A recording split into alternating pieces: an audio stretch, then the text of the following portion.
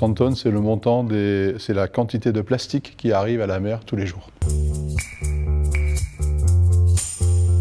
Très souvent, ce sont des déchets qui viennent de la grande consommation, donc c'est principalement des emballages, des bouteilles et autres.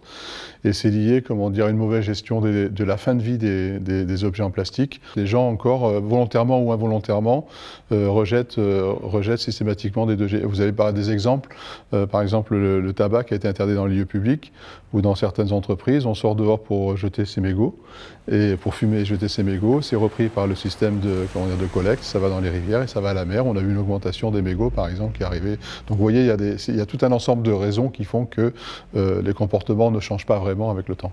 L'industrie a une part de responsabilité.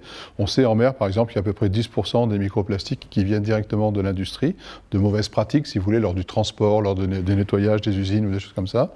Mais globalement, c'est surtout des déchets issus de la grande consommation, et donc c'est lié à l'activité humaine, forcément. Malheureusement, ça ne va pas beaucoup mieux. Donc on a des cas, si vous voulez, où ça s'améliore.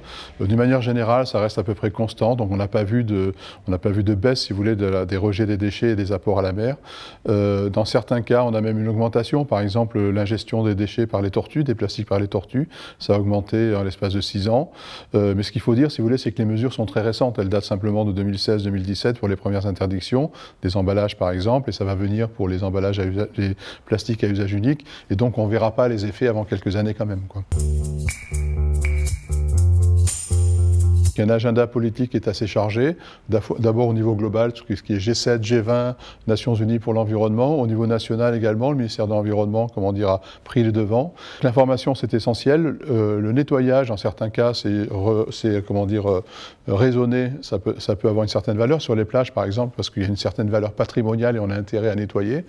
Dans le cas des filets de pêche, par exemple, on peut récupérer parce que ça a de la valeur.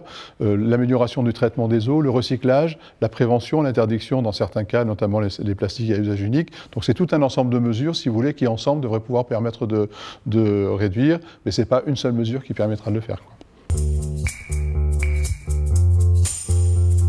Une baisse systématiquement des déchets jusqu'à la disparition pour certains. Alors c'est possible, en fait, on a des exemples comme les pneus. Il y a quelques années, enfin quelques dizaines d'années, on voyait des pneus en mer sur les plages, étaient abandonnés, et puis on a réussi à mettre des filières de recyclage, parce qu'il y a une certaine valeur aux pneus, si vous voulez, et on sait qu'on peut faire ça. On est capable, si vous voulez, si on y met les moyens, de réduire, quoi. Ce qui est important peut-être de retenir, c'est que la directive, elle a apporté beaucoup sur ce sujet-là.